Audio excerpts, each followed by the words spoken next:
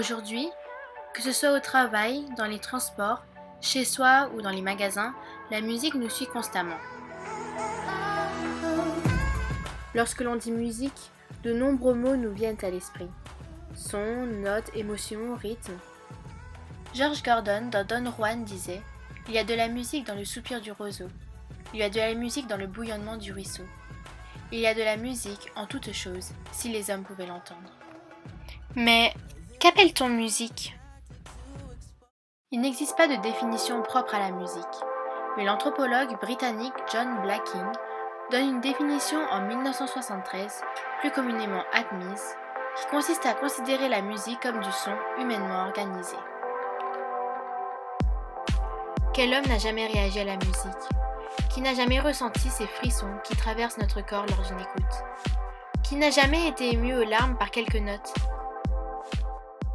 C'est ainsi naturellement que notre groupe, composé d'Elisa, Vanessa et Alice, après de longues conversations sur le sujet, s'est posé la problématique suivante. Dans quelle mesure le corps humain réagit-il à la musique ?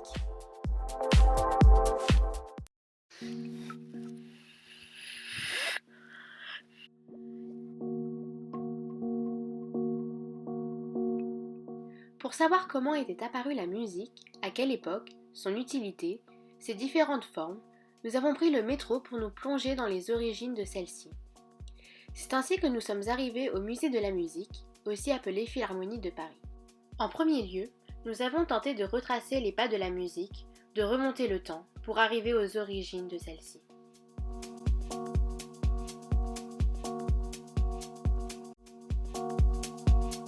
L'origine de la musique se perd dans les ténèbres de l'Antiquité. Dater sa création serait alors impossible. C'est un des arts les plus anciens, parce que son moyen d'expression, le son, a été donné à tous les humains, et parce que tout sentiment vif cherche à se manifester par des sons. Au début, dès la préhistoire, elle fut utilisée afin d'apaiser les démons, de communiquer avec les esprits, ou encore pour ses effets thérapeutiques. Très souvent accompagnée d'une danse, la musique préhistorienne était notamment rythmique, car les hommes la produisaient au son corporel de leurs mains et de leurs pieds.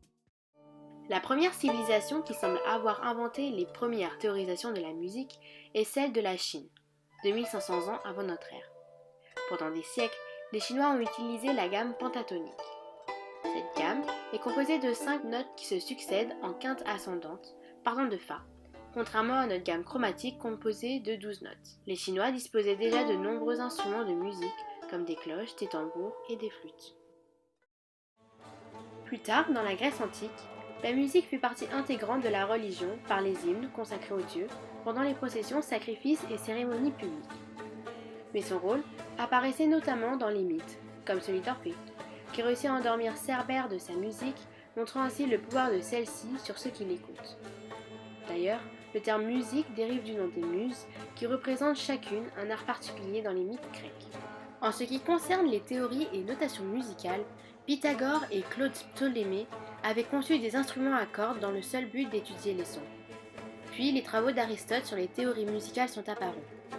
Ainsi, le système musical était très complexe. Il y avait plus de 1070 signes différents qui s'appuyaient sur l'alphabet grec. À cette époque, la gamme, appelée gamme dorienne, était descendante à partir du mi. Vient alors le chant chrétien des communautés des premiers siècles après Jésus-Christ, avec notamment le chant grégorien, chant liturgique officiel de l'Église catholique par un chœur ou soliste en latin a cappella, c'est-à-dire sans accompagnement instrumental. Ainsi, durant les premiers siècles des civilisations d'Orient et d'Occident, la musique fut beaucoup utilisée dans la vie courante et son importance crut d'année en année, faisant évoluer les différentes théories musicales.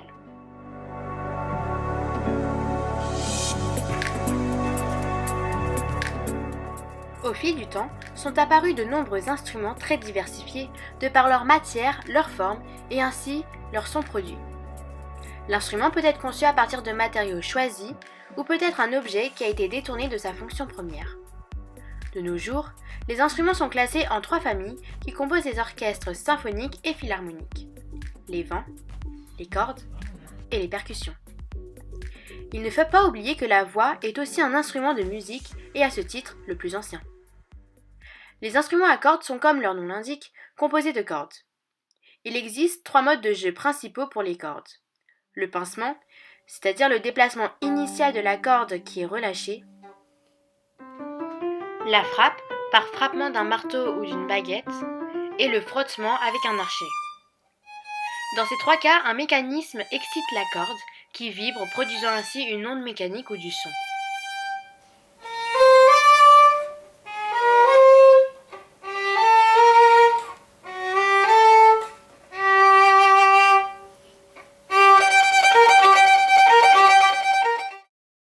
Pour les instruments à vent, le son est produit par les vibrations d'une colonne d'air qui sont provoquées par un souffle. Un son est d'autant plus grave que le tuyau est long.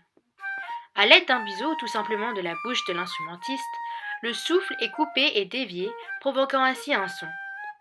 En bouchant et débouchant les trous, on peut varier la colonne d'air et les notes.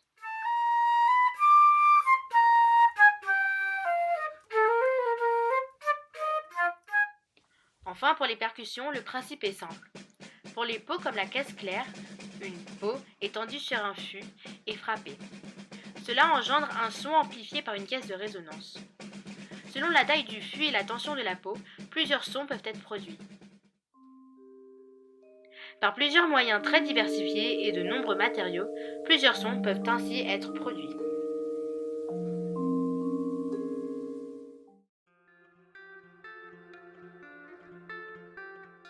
La musique est un son avant tout, puisque c'est un art qui combine les sons et les silences. Le son, phénomène physique, est une sensation auditive provoquée par une vibration. 3 éléments sont nécessaires à l'existence d'un son. Une source qui produit le son, un milieu qui transmet la vibration et un récepteur, l'oreille ou l'ouïe. Le son est une onde, une oscillation qui se forme lorsqu'un objet, tel qu'une enceinte, repousse l'air qui l'environne, produisant de petites variations de la pression d'air créée par la source sonore initiale. Le son est en fait le résultat des vibrations des atomes et des molécules les unes par rapport aux autres. Le son se propage moins bien à l'horizontale que sous des angles montants à cause du changement de densité. Cette propriété a été prise en compte lors de la conception des théâtres en plein air dans l'Antiquité qui offrent une très bonne acoustique. Un son musical se définit par des caractères sensoriels, la hauteur, le timbre, la durée et l'intensité, ou par les caractères physiques, la fréquence et l'amplitude. Mais que sont la fréquence et l'amplitude ? La fréquence reflète la hauteur d'un son et se mesure en hertz. Elle correspond au nombre d'oscillations par seconde. Plus la fréquence est grande, plus le son est aigu, et inversement. Plus la fréquence est faible, plus le son est grave.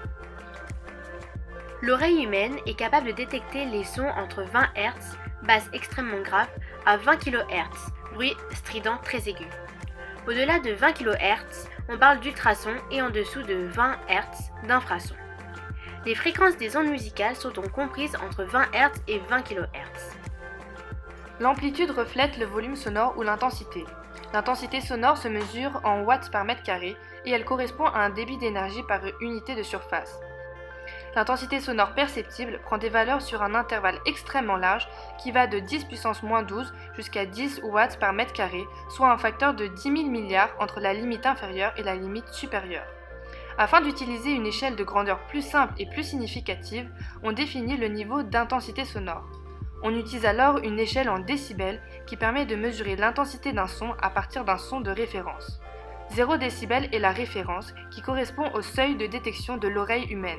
À partir de 85 décibels, il y a danger pour l'oreille humaine et à partir de 130 décibels, c'est la douleur pure et simple.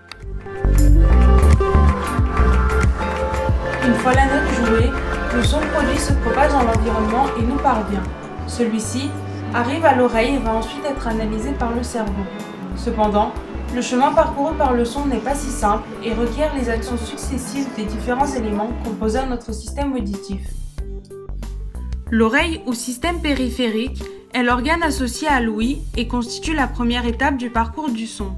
Elle se divise en 3 parties ayant chacune un rôle précis. Tout d'abord, les ondes sonores passent par l'oreille externe qui perçoit le son. La partie visible de l'oreille externe est appelée le pavillon, partie formée de cartilage souple recouvert de peau, dont la forme d'entonnoir favorise l'entrée des ondes sonores. Les ondes sonores s'engouffrent dans le pavillon, puis dans un conduit auditif externe jusqu'au tympan, entrée de l'oreille moyenne d'une épaisseur d'un dixième de millimètre qui vibre au contact des ondes qu'ils transmettent à l'oreille moyenne. L'oreille moyenne joue un rôle de transmetteur. Elle est constituée d'une cavité d'air dans l'os temporal, dans laquelle se trouvent 3 osselets ou chaînes tympano-ossiculaires, les plus petits os du corps reliés les uns aux autres, le marteau, l'enclume et l'étrier. Le marteau est attaché au tympan et établit le lien entre les 2 oreilles. Le tympan vibre au contact des ondes et transmet cette vibration au marteau, qui enclenche le mouvement des osselets. Lorsque le son traverse l'oreille moyenne, il est amplifié de 20 à 30 décibels. La trompe d'Eustache fait également partie de cette oreille moyenne, bien que qualifiée d'annexe. Elle est longue de 35 à 40 mm et sert à égaliser la pression des 2 côtés du tympan, en particulier celle de l'oreille moyenne. L'oreille interne, 3e zone de passage du son, est reliée à l'oreille moyenne par la fenêtre ronde, membrane ayant pour fonction d'abaisser la pression, et par l'osselet le plus interne du tympan, l'étrier, qui est adossé à la fenêtre ovale. Lorsque le son passe dans l'oreille moyenne, l'étrier fait vibrer la fenêtre ovale qui entraîne la vibration de la membrane basilaire. Ainsi, les cellules ciliées produisent un faible courant électrique qui code les vibrations du son. Puis, ces ondes sonores sont transformées en un flux électrique par les cils fins. Les cellules ciliées et les cils fins sont contenues dans l'organe de Corti et sont placées sur la membrane basilaire. Cet organe est entouré par le canal cochléaire de la cochlée. La cochlée est l'élément majeur de l'oreille interne puisqu'elle constitue l'organe de l'audition. Elle est localisée dans l'os temporal. Les décharges électriques sont envoyées par les fibres nerveuses dans le nerf auditif qui rejoint le cerveau. Ce nerf est le 8e nerf de perception du cerveau. Lorsque le son est aigu, la membrane basilaire à la base de la cochlée est sollicitée. Plus le son est grave, plus il fera vibrer la membrane basilaire située vers l'apex. Ainsi, l'oreille, instrument complexe et particulièrement bien conçu pour capter les ondes sonores dans l'environnement, convertit les informations en un flux nerveux qui sont envoyés au cerveau en vue d'être traités.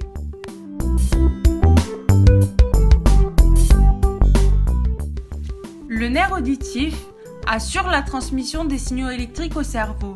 Le cerveau, ou système auditif central, est l'étape suivante du parcours du son. Cet organe est l'un des plus importants de notre corps, il est le centre du système nerveux, il analyse les informations ou encore contrôle nos mouvements.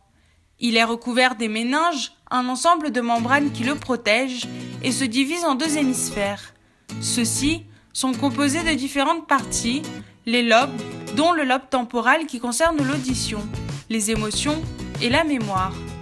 Le nerf auditif se connecte ensuite au noyau cochléaire, situé de chaque côté du cerveau, qui analyse fréquence, intensité et hauteur du son.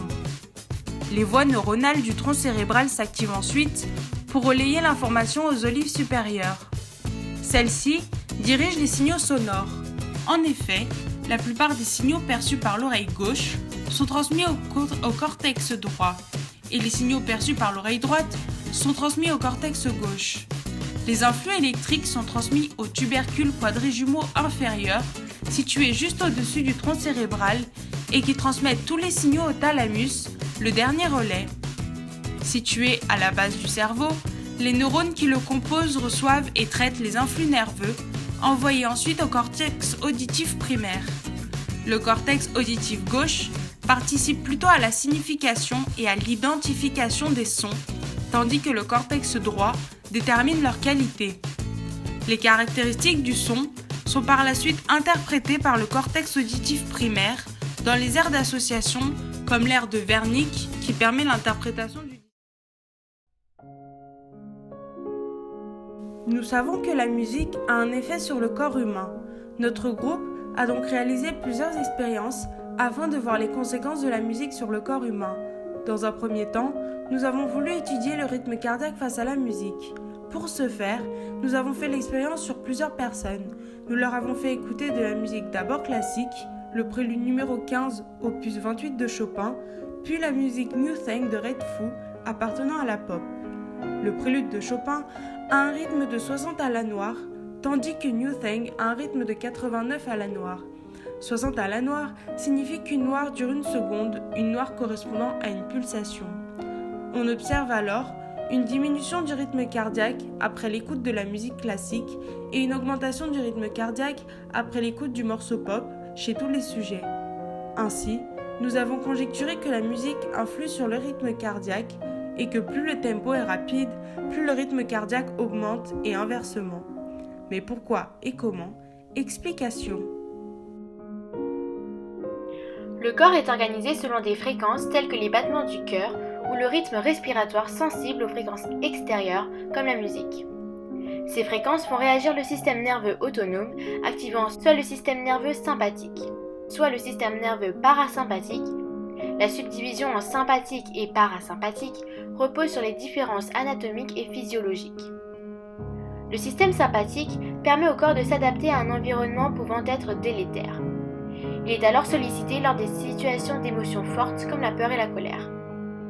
Si les fréquences extérieures sont plus rapides que celles de notre corps, le système nerveux sympathique réagit.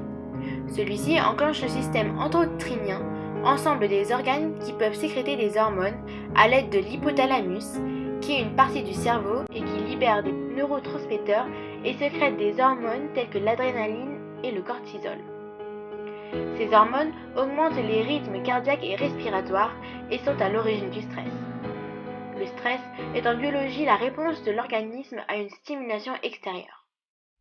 Ainsi, lors de l'écoute de New Thing, chanson tonique aux fréquences rapides, le système nerveux sympathique réagit et augmente le rythme cardiaque. À l'opposé, si les rythmes et les fréquences musicaux sont en adéquation avec notre rythme biologique, cela active le système nerveux parasympathique qui va libérer de l'acétylcholine, un neurotransmetteur ayant pour effet un ralentissement des rythmes respiratoires et cardiaques et une diminution de la tension artérielle.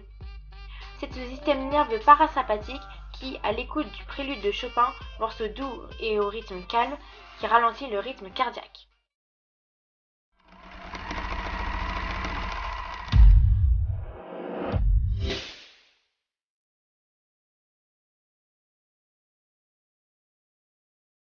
Qui n'a jamais eu les larmes aux yeux lors de l'écoute d'une musique? Nous savons tous, par nos propres écoutes de la musique, que celle-ci agit activement sur nos émotions. Dans un premier temps, les émotions ont plusieurs sources très variées et propres à l'individu, comme le tempérament de la personne, le contexte sociologique ou l'éducation que la personne a reçue. Puis, les facteurs musicaux entrent en jeu. Le choix de l'œuvre et son interprétation, son tempo, son rythme, les différentes fréquences utilisées ainsi que la structure musicale. Le tempo et le rythme, en fonction de leur vitesse, peuvent avoir des effets très variables. Le rythme détermine la durée des notes les unes par rapport aux autres, alors que le tempo détermine la vitesse à laquelle le morceau doit être joué. Ainsi, rythme et tempo ne peuvent pas être dissociés. Un tempo rapide peut conduire à l'expression de plusieurs sentiments chez l'auditeur, la joie, la passion ou alors l'angoisse. Au contraire, un tempo lent exprime plutôt le calme ou la tristesse. On observe aussi qu'un rythme répétitif, comme celui des berceuses, est très efficace contre l'angoisse. Enfin, rappelons qu'un intervalle en musique est l'écart de hauteur de deux notes. En fonction de cet intervalle, un groupement de sons peut paraître plus ou moins dissonant. La consonance ou la dissonance de deux sons révèle de l'harmonie ou de la disharmonie que peuvent ressentir l'auditoire. Cette dissonance et consonance est très subjective et dépend vraiment de la culture de l'individu.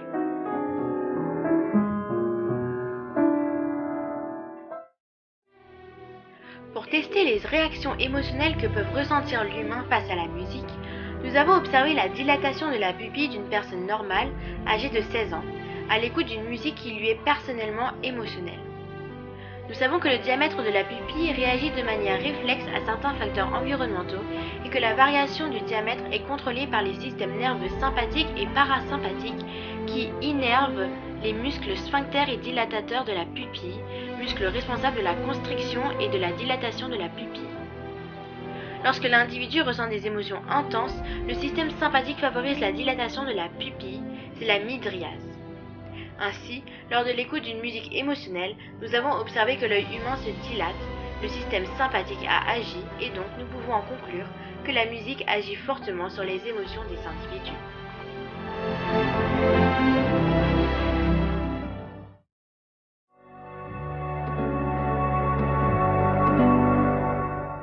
La musicothérapie ne suffit pas, comme on pourrait le penser, thérapie de la musique, mais est une pratique visant à aider et à accompagner le patient durant un traitement. C'est pourquoi nous avons contacté un musicothérapeute à Paris, Marc Perrotin. Nous lui avons posé quelques questions sur son travail et sur les effets de la musique sur ses patients. En fait, je fais un travail d'accompagnement et le travail essentiel repose sur l'image de soi, sur la renarcisation en fait, de l'individu vis-à-vis de soi-même et vis-à-vis des autres aussi. Ça peut être vous par exemple, ça peut être des personnes qui ont des pathologies lourdes, soit physiques, soit psychiques. Actuellement, je travaille avec des gens qui sont atteints de la maladie d'Alzheimer. Alors, il y a un travail de verbalisation au début de la séance et à la fin de la séance. Et puis entre les deux, évidemment, il y a un travail proprement dit avec la voix, puisque moi, en tant que musicothérapeute, je travaille uniquement avec la voix, avec le son, les sons. Donc ça peut être la voix parler, chanter, des cris, tout ce qui passe par la voix en tout cas. Voilà. Le silence aussi. Donc vous pouvez utiliser différents types de musique par exemple, ou de sons. Oui, bien sûr, oui. Mais la base est toujours... on part toujours de la voix.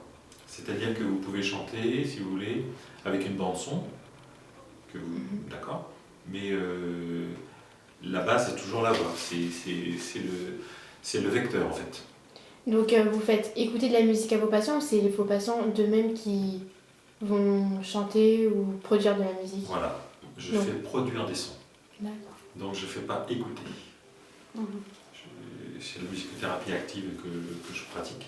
Et donc il n'y a pas d'écoute au sens premier du mot, c'est vraiment un travail vers l'extérieur. C'est-à-dire chanter, c'est utiliser sa voix pour aller vers l'extérieur, pour entrer en communication avec l'autre.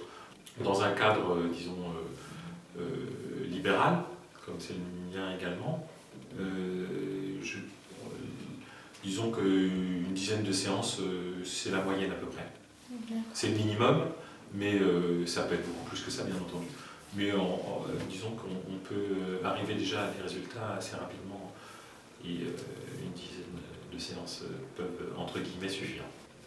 Bon bah merci pour l'interview. C'est génial. De nos jours, la perte d'audition est un phénomène très fréquent, même si la surdité totale est rare, et touche plus de 6 millions de personnes en France. Les facteurs à l'origine de cette perte sont multiples, mais les principaux demeurent la vieillesse ou encore les accidents et les maladies. La perte d'audition est soit conductive, c'est-à-dire défective dans le transfert du son de l'oreille externe à l'oreille interne, soit neurosensorielle ou cochléaire, parfois appelée aussi surdité nerveuse. Cependant, l'un des facteurs les plus courants reste encore l'exposition trop fréquente et prolongée à des sons intenses et dans ce cas précis à la musique. Au-delà de 80 décibels, la musique se révèle comme un véritable danger. Les 100 décibels sont rapidement atteints et nous avons tendance à augmenter le son de nos appareils dans les milieux bruyants. Comme le dit l'Institut national de prévention et d'éducation pour la santé, à force d'écouter de la musique trop fort, on finit par l'entendre à moitié. Les jeunes sont de plus en plus concernés par ce phénomène et les médecins s'inquiètent sur sa progression rapide. L'écoute de sons trop forts abîme les cellules ciliées de l'oreille interne. Elles empêchent la production de certains signaux électriques qui permettent la perception du son. Le tympan peut se perforer en cas d'exposition à un bruit explosif, entraînant une vibration excessive et parfois se cicatriser normalement. Les sons les plus aigus et les plus faibles sont ainsi les premiers à ne plus être perçus par des personnes sujettes à la perte d'audition. Celles-ci ont du mal à suivre une conversation normale et peuvent voir l'apparition d'acouphènes. Les acouphènes sont des bourdonnements produits par l'oreille qui se manifestent lorsque celle-ci endure une écoute prolongée de musique trop forte par exemple. Ils peuvent être temporaires ou chroniques voire permanents. Cette perte auditive est définitive, c'est pourquoi l'éviter est indispensable. Avoir certains réflexes comme la diminution du son permet de sauvegarder notre audition. Il est également important de réduire le temps d'écoute de la musique et d'établir des pauses. Que pouvons-nous en retenir? Dès la préhistoire, la musique a été compagne de l'homme. D'abord utilisée dans les rites, puis pour ses effets thérapeutiques, la musique est aujourd'hui une science complexe et très encadrée, où notes, gammes et rythmes sont codés par un langage universel. La musique est avant tout composée de sons, ou plutôt d'ondes mécaniques qui, de par leurs fréquences différentes, produisent des sons différents. Pour changer ces ondes en signaux électriques que le cerveau est capable d'interpréter, le son suit un chemin complexe à travers l'oreille. Lors de l'écoute de la musique, le corps humain peut réagir de façon différente. Une accélération ou un ralentissement du rythme cardiaque, une augmentation de la production d'hormones. Mais ce sont les émotions qui entrent en jeu, qui sont très personnelles à l'auditeur et difficiles à étudier. Tantôt relaxante, tantôt motivante, la musique peut être utilisée dans de nombreux domaines comme la musicothérapie, en aidant les patients à surmonter leurs douleurs. Mais la musique comporte aussi des dangers. En effet, la perte d'audition liée à une écoute trop forte ne cesse d'augmenter ces dernières années. La musique a ainsi de nombreuses facettes et joue un rôle important dans le comportement humain, tant physiquement que psychologiquement.